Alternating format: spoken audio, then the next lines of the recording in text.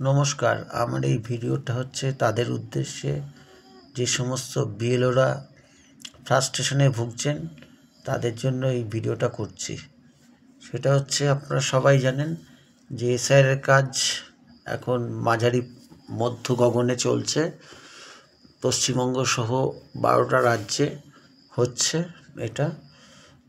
সুতরাং এর মধ্যে যে একটি অপ্রীতিকর ঘটনা ঘটেছে, প্রত্যেকটা মৃত্যুই দুঃখজনক। যে সমস্ত বিএলওরা আত্মহত্যা করেছেন তাদের প্রতি রইল সমবেদনা। আর বাকি যারা ফ্রাস্ট্রেশনে ভুগছেন তাদের জন্য আমি বলছি, আপনারা চিন্তা করুন। আপনারা বলছেন কাজের চাপ পড়ে গেছে, ভালো কথা, কাজের চাপ পড়ে গেছে। আপনাদের সকলেরই মনে আছে যে 2000 সাল থেকে প্রায় 2020 সাল থেকে 2022 অবধি আমরা করোনার ভাইরাসের মুখোমুখি হয়েছিলাম। তখন স্কুল কলেজ সব, সরকারি দপ্তর সব বন্ধ ছিল প্রায় 2 বছর। ট্রেনও চলেনি, কিছুই চলেনি। তার মধ্যে প্রত্যেকটা সরকারি কর্মচারীকে সরকার কিন্তু মাইনে দিয়েছে, বসিয়ে বসিয়ে মাইনে দিয়েছে।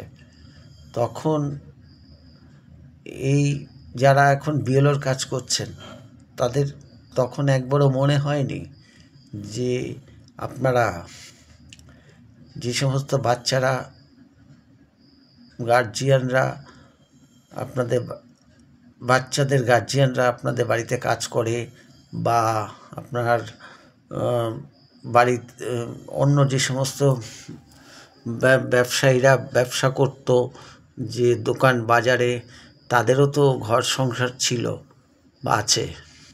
তাদের বাচ্চারাও তো স্কুলে পড়তো। হয়তো অনেকে পড়াশোনা ছেড়ে দিয়েছে বা টাকার অভাবে স্কুল শিক্ষকও রাখতে পারেনি। তাদেরকে একটু বাড়িতে নিয়ে গিয়ে পড়ানোর ব্যবস্থা করেছিলেন? করেননি। কিন্তু মাইনেটা পেয়ে গেছেন সরকার থেকে, সেটা ভাবেননি একবারও। সেকেন্ড কথা হচ্ছে, এই যে আমাদের দেশের সৈনিকরা, তারা যদি বলে যে আমাদের কাজে প্রেশার পড়ে যাচ্ছে, আমরা আর দেশ রক্ষা করব না, তাহলে আপনি সুরক্ষিত থাকবেন? থাকবেন না। বহিঃশত্রুর আক্রমণ হবে দেশের উপরে। এটা দেশ গঠনের কাজ। এই দেশ গঠনের কাজে আপনাদের তার জন্য পারিশ্রমিক দিচ্ছে, সুতরাং তাতেও আপনাদের প্রেশার হয়ে যাচ্ছে। একটা অঞ্চলে বুথ, আপনাদের তো একটা বুথে 1200, আমি তর্কের খাতিরে ধরে নিলাম 1200 ভোটার আছে। তা 1200 ভোটার, একটা ফ্যামিলিতে 4 জন মিনিমাম আছে। তাহলে 300 বাড়ি কভার করতে হাঁপিয়ে যাচ্ছেন। আর করোনার সময় বসে বসে মাইনে নিলেন। আর দেশের সৈনিকরা যে দিনরাত পরিশ্রম করে আমাদের দেশটাকে বাঁচাচ্ছেন, তাদের কথা একবার চিন্তা করুন। চিন্তা করে তারপরে ভাবুন, তারপরে বলুন, তারপরে কথা বলুন। আঙুল ওঠাবেন অন্যদিকে, নিজের আঙুলটাকে ঠিক রেখে তারপরে অন্যের দিকে আঙুল তুলবেন। দেশের প্রধানমন্ত্রী যদি বলে আজকে আমি ঘুমাবো, ঘুমাতে পারবেন?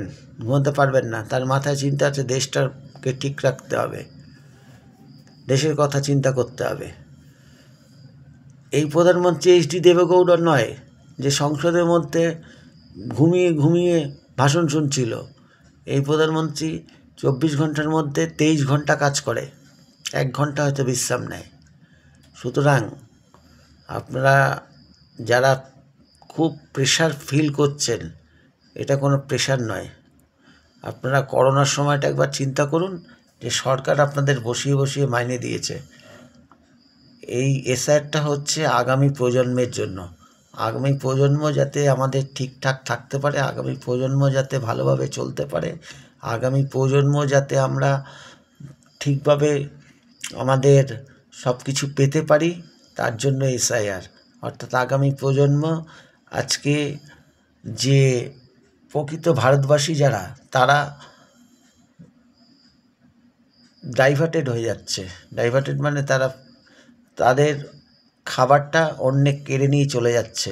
বিদেশিরা, অনুপ্রবেশকারীরা, তাদের পোশাক অন্যরা নিয়ে চলে যাচ্ছে, তাদের বাসস্থান অন্য জায়গা দখল, অন্য বিদেশি অনুপ্রবেশকারী দখল করে নিচ্ছে। সেই সমস্তকে যাতে ঠেকানোর জন্য আমাদের এই এসআইআরটা জরুরি। সুতরাং বিএলওরা ফ্রাস্ট্রেটেড হবেন না, এটা দেশ গঠনের কাজ।